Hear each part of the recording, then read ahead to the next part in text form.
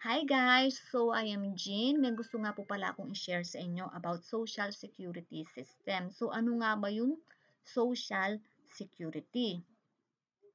So ang Social Security po ay isang proteksyon o protection na ibinibigay ng ating lipunan o ng ating syudad. So kanino po siya ibinibigay? So ito po ay ibinibigay sa mga miyembro. So meaning kailangan tayo po ay member po ng SSS para makapag-avail tayo nitong protection na ibinibigay. So bakit tayo binibigyan ng protection? Ito pong protection na ito ay laban sa pang-ekonomiya. Ano yung pang-ekonomiya? Economic, okay? At para din po sa panlipunang paghihirap.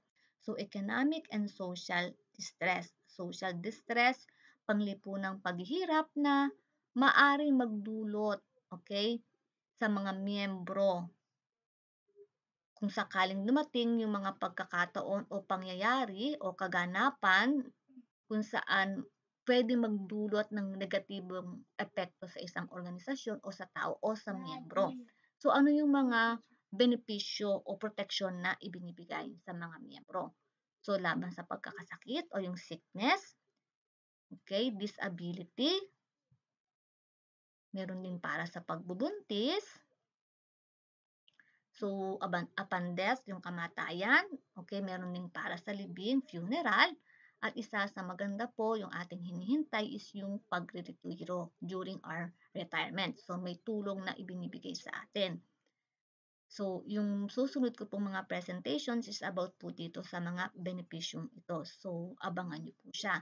So meron nga rin po pala akong YouTube channel, Jean Averion. Siguro po yung iba sa inyo aware na po dun sa channel ko. So yung aking main Facebook account is itong Jean MD Averion kasi meron akong second Facebook account.